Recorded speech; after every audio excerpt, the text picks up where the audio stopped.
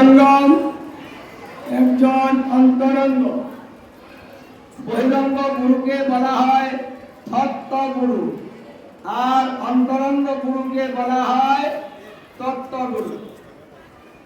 মানে শ্রীকৃষ্ণের তত্ত্বে যিনি অবগত, যিনি সমস্ত তত্ত্ব তিনি জানেন, শ্রীকৃষ্ণের লীলার মর্মর্থ যিনি উদ্ঘাটন করে শিষ্যকে শ্রবণ করাতে পারেন, সংশয় দূর করতে পারেন, এমন একজন তত্ত্বদ্রষ্টার গুরুর শরণাগত হও। যে গুরু আপনাকে সমস্ত তত্ত্ব জানাবেন। তাহলে গুরু কৃপাটা পাইতে হলে, এই তত্ত্বটা জানতে হলে আমাদের কর্তব্য কি? শিষ্যের কিছু কর্তব্য আছে। শিষ্যের ভাবটা কেমন হবে সেটা যদি আমরা জানতে চাই, তাহলে শ্রীল নরোত্তম ঠাকুর মহাশয়কে আমরা ফলো করতে পারি। তিনি যখন স্বপ্নে প্রাপ্ত হয়েছিলেন, গৌরাঙ্গ মহাপ্রভু স্বপ্নে দর্শন দিয়ে নরোত্তম ঠাকুরকে বলেছিলেন, হে নরোত্তম, তুমি লোকনাথ গোস্বামীর কাছ থেকে দীক্ষা গ্রহণ করবে, অন্য কোন গুরুর কাছ থেকে তুমি দীক্ষা নিতে পারবে না, উনি হবেন তোমার গুরু। এই কথাটা তিনি স্বপ্নে জেনেছিলেন। স্বপ্নে জানার পরে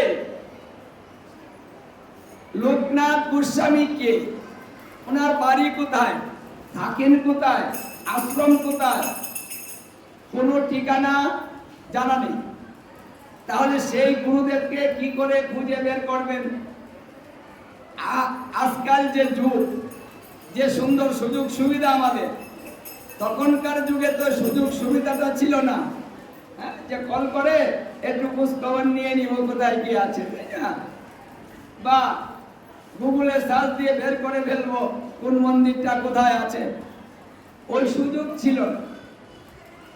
আবার গাড়ি ঘোড়া ছিল না, হেঁটে যেতে হতো। নরোত্তম ঠাকুর মহাশয়ের বাড়ি হচ্ছে রাজশাহী খেতুরি ধাম। যে খেতুরি ধামে লক্ষ লক্ষ লোকের সমাগত হয়। এই নরোত্তম ঠাকুর মহাশয়ের তিরুধান উৎসবে, এটা প্রতি বছর লক্ষ্মী পূর্ণিমার পরে যে পঞ্চমী, সেই পঞ্চমী তিথিতে এই রাজশাহীতে সেই অনুষ্ঠানটা হয়। এবারও হয়েছে, আমি প্রতি বছরই যাই, এবারও গিয়েছি। বহু লক্ষ লোক হয়, কয়েক মাইল দূর পর্যন্ত কোনো গাড়ি ঘোড়া চলতে পারে না, সমস্ত কিছু ব্লক করে দিয়ে তারপরে মানুষ হাঁটতে পারে না, এত লোকে লোকারণ্য হয়। আর সেই খেতুরি ধামকে বৃন্দাবনের সম মাহাত্ম্য বলা হয়। আর এই নরোত্তম ঠাকুরকে বলা হয় প্রেম ভক্তির মহাজন ছিল নরোত্তম ঠাকুর মহাশয়। উনি উপাধি পেলেন প্রেম ভক্তির মহাজন। উনি হলেন মহাজন, উনি প্রেম দিতে পারেন, প্রেম নিয়ে বসে আছেন। তাই খেতুরি ধামে কিন্তু প্রেম তলি আছে। যে জায়গায় আমার মহাপ্রভু গঙ্গার কাছে পদ্মা নদীতে প্রেম ধন গচ্ছিত রেখে বলেছিলেন, হে গঙ্গা মা, তুমি এক কাজ করবে, যখন নরোত্তম স্নান করতে আসবে তখন এই প্রেম ধন তুমি তাকে দিয়ে দিও। গঙ্গা ছিল অভিশপ্ত। গঙ্গায় বলেছিলেন, হে প্রভু, আমি অভিশপ্ত জীবন যাপন করছি, আমার এখানে গঙ্গা স্নান হয় না, আমার কোনো মাহাত্ম্য নেই। রাজা ভগীরথ, সগর বংশের রাজা, আমাকে অভিশাপ দিয়েছে যে তোমাকে কেউ গঙ্গা বলে মান্য করবে না, ওখানে কেউ গঙ্গা স্নান করবে না। সেই থেকে আমি অভিশপ্ত। আমার এই অভিশাপ কি করিলে মুক্ত হবে প্রভু? তখন মহাপ্রভু বলেছিলেন, হে গঙ্গা, যখন নরোত্তমকে তুমি প্রেম ধন দিবে, যখন তুমি নরোত্তমকে স্পর্শ করিবে, তখন তুমি সমস্ত পাপ থেকে, অভিশাপ থেকে মুক্ত হয়ে তুমি আবার শুদ্ধ গঙ্গায় পরিণত হবে। তোমার এখানে প্রতি বৎসর গঙ্গা স্নান হবে। যার জন্য প্রতি বৎসর এই কেতুরি ধামে গঙ্গা স্নান হয় পদ্মা নদীতে, যাকে বলা হয় প্রেম তলি। ওখানে স্নান করলে প্রেম ভক্তি লাভ হয়। কেতুরি ধামে সবাই যাবেন। এটা পাসপোর্ট ভিসা লাগে না, কিছু গাড়ি ভাড়া লাগে, আর কিছু লাগে না, যেতে পারেন। তারপরে সেখানে ভজনতলি, যেখানে বসে নরোত্তম ঠাকুর মহাশয় ভজন করে সিদ্ধি লাভ করেছিলেন, সেই স্থানটাকে বলা হয় ভজনতলি, আম্রতলি, দন্ততলি। মানে যেখানে তিনি দাঁত মাজন করতেন বসে, ওটাকে বলা হয় দন্ততলি। আম্রতলি মানে আমলি গাছে আম ধরেছিল, ওই জায়গাটার নাম হচ্ছে আম্রতলি। তারপরে গৌরাঙ্গ বাড়ি, যে নরোত্তম ঠাকুর মহাশয়ের বাবার যে বাড়িটা, তারা জমিদার ছিল, তার বাবার নাম ছিল কৃষ্ণানন্দ দত্ত। এরা দত্ত পরিবার। এই কৃষ্ণানন্দ দত্তের যে মেন বাড়িটা, যেখানে 5টা বিগ্রহ আছে, এই 5 নামে পূজিত হলো, সেই স্থানটাকে বলা হয় গৌরাঙ্গ বাড়ি। সেখানে যাবেন, এগুলো দর্শন করে আসবেন, দেখবেন মনের পরিবর্তন হয়ে যাবে, সংসারে একটা আনন্দের বন্যা বয়ে যাবে। নাম দর্শন করতে হয়। এই নরোত্তম ঠাকুর মহাশয় যখন দীক্ষা নিবেন, গুরু কৃপা লাভ যদি না হয়, তাহলে আর কোনো কৃপা হয় না। আগে গুরু কৃপার প্রয়োজন। তাহলে গুরুদেব কোথায় পাবো? তিনি বেরিয়ে পড়লেন পরদিন। গুরুদেব কোথায় পাওয়া যায়? কিন্তু কেউ বলতে পারছে। লোকনাথ গোস্বামী কোথায় থাকেন? কেউ বলতে পারছে। কোথায় যাবেন? ঘুরতে ঘুরতে তিনি বৃন্দাবনের পথে রওনা করলেন, যে দেখি আমি তন্ন তন্ন করে খুঁজবো। প্রভু যখন কথা দিয়েছেন আমার সেখানে দীক্ষা নিতে হবে, অন্য কোনো গুরুর কাছ থেকে আমি দীক্ষা নিব না, আমি প্রভুর আদেশটা পালন করব। তাই সেই গুরুদেবই হবেন আমার গুরুদেব, আমি খুঁজে অবশ্যই বের করব। তারপরে দেখা হয়েছিল শ্রী জীব গোস্বামীর সাথে। শ্রী গোস্বামী বলেছিলেন, তুমি কোথায় যাবে? বলছে, আমি কোথায় যাব নিজেও জানি না, তবে আমি গুরুদেব খুঁজছি। যে এইভাবে গুরুদেব খুঁজলে গুরুদেব পাবে। গুরুদেবের নাম কি বললাম? বলছে গুরুদেবের নাম হচ্ছে লোকনাথ গোস্বামী। ও, যিনি বৃন্দাবনে থাকেন সেই লোকনাথ গোস্বামী। ওখানে গিয়ে কি করবে? বলছে আমি দীক্ষা নিব। বলছে দীক্ষা নিবে? উনি তো দীক্ষা দেয় না। লোকনাথ গোস্বামী কাউকে দীক্ষা দেন। তিনি সংকল্প করেছেন যে আমি জীবনে কাউকে দীক্ষা দিয়ে শিষ্য করব না। আমি নিজেই তো চলতে পারি না, আমার নিজেরই ভজন নেই, আবার অন্যের অপরাধ আমি নিব কেন? আমি নিজে কি করে বাঁচবো? আমি সেই চিন্তায় বাঁচি না, আবার আমি শিষ্য করতে যাব কেন?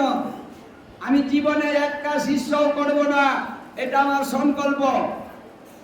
এই কথাটা বৃন্দাবনের সবাই, যে উনি কাউকে দীক্ষা দেন না। তাই তিনি বললেন যে উনি দীক্ষা দিবেন না, তুমি অন্য কোনো গুরুর কাছ থেকে দীক্ষা নিয়ে নাও। যে না না, হবে না, উনি আমার গুরু, দীক্ষা দিলেও গুরু, না দিলেও গুরু। যাকে আমি মন দিয়েছি তিনি আমার গুরু, আমি অন্য কাউকে আর গুরু রূপে বরণ করতে পারিব না। ঠিক আছে, যাও, তুমি চেষ্টা করতে পারো। এই যে বৃন্দাবনের কথা শ্রীজীব গোস্বামী বলে দিয়েছেন যে তুমি এইভাবে যেতে থাকো, হ্যাঁ অমুক স্থানে একটা কুটির আছে, ওই কুটিরেই লোকনাথ গোস্বামী থাকেন। তখন তো লোক নেই, বৃন্দাবন তখন লুপ্ত ছিল। কিছু কিছু বৃন্দাবনের কিছু কিছু জায়গা উদ্ধার হয়েছে, আর সব স্থানেই এখনো লুপ্ত অবস্থায় আছে। এই লোকনাথ গোস্বামী গিয়েই লুপ্ত বৃন্দাবনকে উদ্ধার করতে শুরু করেছিলেন। আমার মহাপ্রভু বলেছিলেন, হে লোকনাথ তুমি বৃন্দাবনে যাও, বৃন্দাবনে গিয়ে তুমি যেখানেই ধ্বনি দিবে সেখানেই বৃন্দাবন জাগ্রত হতে থাকবে। এইভাবে সমস্ত বৃন্দাবনকে জাগ্রত করতে হবে। লোকনাথ গোস্বামী সেখানে একাই থাকেন। নরোত্তম ঠাকুর কষ্ট করে সেখানে গেলেন, গিয়ে দেখেন বারান্দায় বসে আছে ছোট্ট একটা কুচে, তিনি বসে আছেন। বুঝতে পারলেন আর তো কেউ নেই, উনিই তো হবেন। গিয়ে একটা প্রণাম করলেন, প্রণাম করে উনি বড় জোরে দণ্ডায়মান হলেন। গুরুদেব জিজ্ঞাসা করলেন, এই তুমি কে, কোথায় থেকে এসেছ, কেন এসেছ? বলছে, গুরুদেব আমি গৌর মন্ডল থেকে এসেছি। তোমার নাম কি? যে আমার নাম নরোত্তম। বাহ, সুন্দর নাম, মানে নরের মধ্যে যে উত্তম তার নামেই তো নরোত্তম। নামটা খুব সুন্দর হয়েছে। আচ্ছা তাহলে এখানে কেন এসেছ? বলছে, গুরুদেব আমি আপনার কাছ থেকে দীক্ষা নেবার জন্য এখানে এসেছি। বলছে, আমি তো দীক্ষা দেই না, শুধু শুধু কষ্ট করলে, যাও যাও চলে যাও, অন্য কোনো গুরুর কাছ থেকে তুমি দীক্ষা নিয়ে নাও। বলছেন, গুরুদেব আপনি আমার গুরুদেব, অন্য কাউকে আমি আর গুরু রূপে বরণ করিতে পারিব না। আমি আপনাকেই মনোপ্রাণ সমস্ত কিছু সঁপে দিয়েছি। গুরুদেব বলছেন, বারবার কথা বলতে পারবো না, এটা আমার সংকল্প, আমি শিষ্য করব না, যাও। কিন্তু সে বলছে, না আমি যাব না, আমি দীক্ষা নিয়ে যাব। দীক্ষা নিয়ে যাবে, তুই এখানে বসে থাক। এই কথা বলে তিনি মন্দিরের ভিতরে প্রবেশ করে দরজাটা লাগিয়ে দিলেন। আর নরোত্তম ঠাকুর বাহিরে বসে নেই। সারাদিন চলে গেল। সন্ধ্যার আগে যখন গুরুদেব বেরিয়েছেন, বেরিয়ে দেখে বসেই আছে, ও নড়াচড়া করে না, জাগাতি বসা, কিন্তু গুরুদেব কোনো কথা বলে না। নরোত্তম চিন্তা করে থাকলেন যে গুরুদেব তো কথা বলছেন না আমার সঙ্গে, কথা বলবেন না, ঠিক আছে না বললেন, কিন্তু আমি দেখে দেখে কিছু সাহায্য যদি করতে পারি, তাই গুরুদেবের কি কি কাজ করা যায় দেখে দেখে নরোত্তম সেই কাজগুলা করতে শুরু করল। এইভাবে মানে দিনের পরে দিন চলে যাচ্ছে, নরোত্তম যায় না এখান থেকে। আবার গুরুদেব কথাও বলেন না, কথাও বলেন না, আবার যাইতেও বলেন না। আবার প্রসাদের বেলা কি করেন, প্রসাদ নিজে একটু নিলেন, আর একটু প্রসাদ ওর জন্য রেখে দেন, কিন্তু কথা বলে না। ওটা রেখে দেয়, আর ও বুঝতে পারে যেটা তো আমার জন্য দিয়েছেন, ওটা তার মতো সে নিয়ে নেয়। মানে এইভাবে গুরু শিষ্যের মধ্যে চলছে। 1 বৎসর এইভাবে চলেছিল। দীক্ষা নিতে দেখেছেন কত কষ্ট, এখন তো দীক্ষা নিতে কষ্ট নেই, সস্তা। হ্যাঁ, সান লাগতো না, আয় আয় তুই কি খাইছ, ভাত খাইছি, খাইছিস মানে সস্তা জিনিসের মূল্য থাকে না। যেরকম সস্তা দেওয়া শুরু করেছি, শিষ্যরা গুরুদেবকে সস্তায় দেখে। কষ্ট করে জিনিস পেলে সেই জিনিসের মূল্য বাড়ে। দীক্ষা নিতে 1 বৎসর কষ্ট করলেন, গুরুদেব কথাই বলেন না। নরোত্তম চিন্তা করতে রইলেন, আচ্ছা কি করা যায়। গুরুদেব তো কথা বলছেন, আরো কোনো কাজ বাকি আছে কি? একটা কাজ বাকি আছে। গুরুদেব যেখানে শৌচাগারে যান ওই স্থানটা আমি পরিষ্কার করিনি, এখন থেকে ওই স্থানটাও পরিষ্কার করব। নরোত্তম এখন থেকে শৌচাগারে যেখানে যায় সেই স্থানটাও পরিষ্কার করতে লাগলেন। গুরুদেব পরের দিন গিয়ে দেখেন স্থানটা খুব সুন্দর পরিষ্কার চকচক করছে। ব্যাপারটা কি? ওটা পরিষ্কার কে করলো? আমাকে দেখতে হবে তো, এত নিচু কাজ কে করে গো? পরদিন শৌচাগার থেকে তিনি গিয়ে গাছের আড়ালে লুকিয়ে রইলেন দেখার জন্য, আর এদিকে নরোত্তম গিয়ে পরিষ্কার করতে শুরু করে দিয়েছেন। ওটা গুরুদেব দেখে ফেলেছেন। গুরুদেব দেখে গিয়ে বলছে, এই কে? গুরুদেব আমি। তুই কে? এই তুই নরু? মানে গুরুদেব নরু বলে ডাকলেন, মানে নরোত্তম নরু, মানে ভালোবাসা, বেশি আদরের ডাক। হ্যাঁ, নরু, এই নরু এখানে তুই কি করিস? বলছে গুরুদেব প্রতিদিন শৌচাগারে যান, স্থানটা একটু পরিষ্কারের প্রয়োজন নাই, তাই আমি একটু পরিষ্কার করে দিচ্ছি। বলছে তোকে কে বলেছে এগুলা কাজ করার জন্য? এত নিচু কাজ তুই কেন করিস রে? বলছে গুরুদেব আপনার কোনো কাজকে আমি নিচু মনে করি না, আমার জীবন ধন্য যে আপনি কৃপা করে আপনার সেবায় আমাকে রেখেছেন, আমি কিছু কাজ করতে পারছি, এতে আমার জীবন ধন্য, আমার ধিক্কার প্রয়োজন নেই। বাহ, তুই এতে খুশি? বলছে হ্যাঁ আমি এতেই খুশি। আজ গুরুদেব মন নরম হয়ে গেল।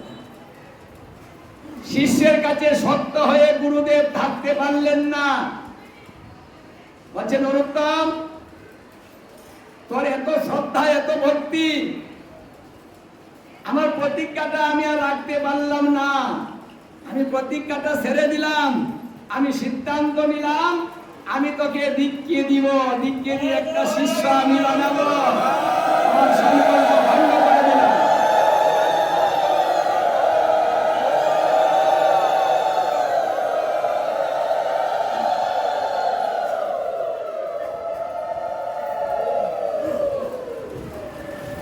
সিদ্ধান্তের পরিবর্তন হয়ে গেল।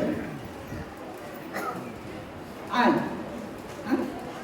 আয় নরোত্তম, আয় তুই আমার ভক্তে আয়, আয় বাবা আয়। গুরুদেব যখন এইভাবে দুই হাত বাড়িয়ে ডেক দিয়েছে, নরোত্তম দৌড়ে করে গুরুদেবকে জড়িয়ে ধরেছে। আমি 1 বছর তোর সাথে কথা বলি না, তারপরেও তুই এখান থেকে গেলি না? বলছে না গুরুদেব, আমার সমস্ত কিছু তো আপনাকেই অর্পিত, আমার তো কিছু নেই, তাই আপনাকে ছাড়া আমি কোথায় যাব বলুন? দেখুন গুরুদেবের মন এবং গুরুদেবের কাছ থেকে কৃপা কিভাবে আসে? চাইতে তো হচ্ছে না, একাই তো চলে আসছে। ধৈর্যের প্রয়োজন, ভক্তির প্রয়োজন, নিষ্ঠার প্রয়োজন, একাগ্রতার প্রয়োজন, নিষ্ঠার প্রয়োজন। এটা অস্থির হলে হয় না।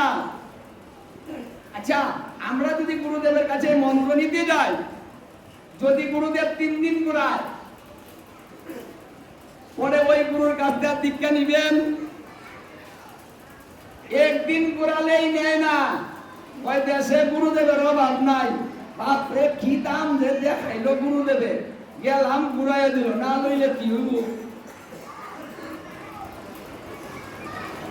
মানে আমাদের কথা বলছি, আমাদের কিন্তু এতটুকু ধৈর্য নেই। গুরুদেব ঘুরালেও বারবার বেহায়ার মতো যাব, আমরা তো আর বেহায়া হতে পারি না। নরোত্তম বেহায়া হয়েছে। তখন তিনি মাথার মধ্যে হাত বোলাতে শুরু করলেন। তখন মাথার মধ্যে না আটকা আটকা ভাব।